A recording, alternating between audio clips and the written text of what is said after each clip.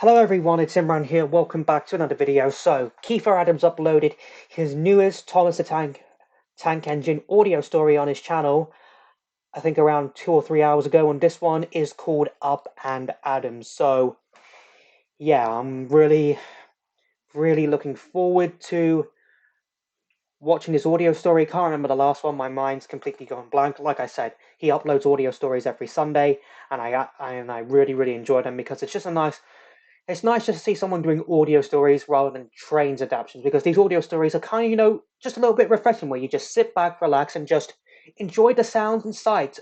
Imagine you're listening to an audio story on the radio, and that's what I really love about Kiefer's story. So it is Tom, something from the Thomas the Tank Engine fandom, which is what I absolutely love if you're new to the channel. And by the way, if you're new to the channel and if you want to see any of my previous Thomas the Tank Engine reactions on this channel, whenever it's a trains adaptation or an audio story or one that's used making models, there will be a playlist of all my Thomas the Tank Engine reactions will be available in the top right hand corner of your screen. So yeah, can't wait to see how this one is. This one is centered, I think, during Series 4 or the Railway Series book Stepney The Bluebell Engine in 1962, where Stepney was listening to Fat Controller's Railway. And yeah, let's see how this one goes. Link to the video and reacts to in the description down below as always. So without further ado, let's just get straight into this.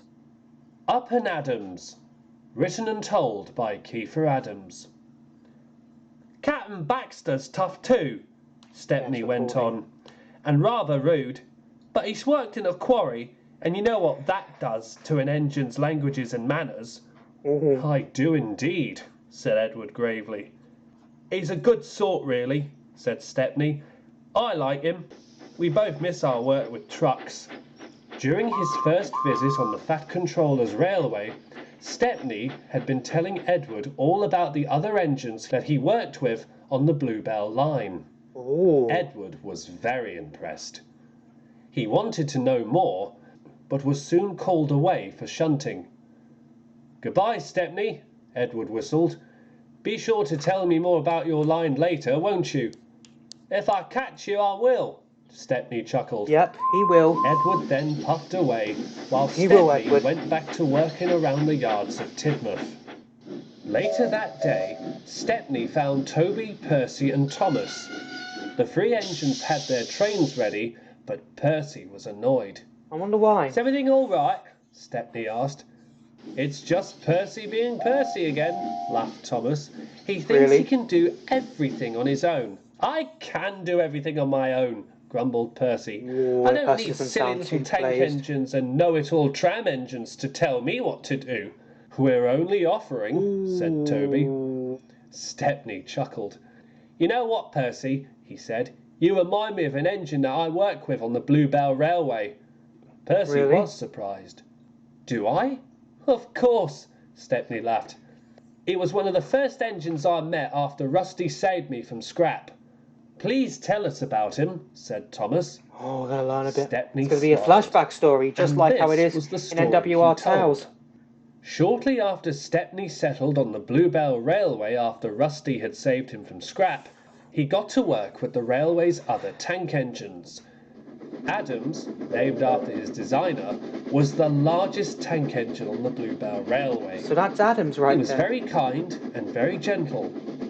But Adams always wanted to do everything on his own. He would even get up in the earliest hours of the day and start work before any of the other engines had turned a wheel. Adams was always confident in himself and never accepted any help from the other engines, whether it was a heavy goods train or a suburban passenger service that ran from one side of the Bluebell Railway to the other. Time and time again, Stepney and the other tank engines tried to help Adams, but they didn't prevail. He wants to do everything by himself. Would always say the same thing. You deal with your work and I'll sort out mine, he would say in a stern tone. That way we can all be happy. And he would puff away before any argument could be made. That must be a painful feeling when you're offering someone your help and they just instantly reject it like that, that can be quite painful at times. But out of all the other tank engines, Stepney would not give up. Each time he saw Adams, he would ask over and over again to offer his services. But every time, Adams refused. Stepney was on the verge to giving up, until one day in the early autumn, when he noticed that Adams really needed help after all. It was also noticed that Adams was the oldest of the tank engines of the Bluebell Railway. On the morning that he would need help the most, Stepney pulled into the yard to see Adams coupled to a long line of trucks which were to go up north to the other railway. Stepney watched as Adams tried to move the train, but found that he couldn't. After 5 tries, Adams felt like he was giving up. Until... "Now will you accept my help?" Now he's going to accept it. For the first time ever, Adams looked defeated. "Yes, please," he pleaded. "I'm sorry for turning you and the others away. Please help me, Stepney." I don't know if it's me, but just look at Stephanie like that. I can't tell if his wheels are on the rails or not, but if it's not, with all due respect, sorry to criticize you, Kiefer, but that's pretty bad editing. Stepney was more than delighted. He coupled up front, and the 2 engines double-headed all the way to the other railway. And luckily, Adams's train was on time. Hooray! And from that day onward, Adams promised to accept help from the other tank engines of the Bluebell Railway. "That was an amazing story!" exclaimed Thomas. "Thank you for sharing," added Percy. "You're more than welcome," replied Stepney. "It has been an honour coming to your railway and learning more about it." The engines all smiled. "And another thing," Stepney said. "What's that?" "You are all very lucky engines. Your line has got everything." And Stepney chatted all about his railway, and even went on to how much he missed trucks, which then led to his encounter with a certain car belonging to the Elsbridge cricket team. Train stops play. That's another story. Caroline. That ties in so perfectly. Wow. That ties in so perfectly, but this is what I literally love about Kiefer's audio stories. He sets it during the TV series canon, and he also, not only that, but he also gives certain characters a chance. He does,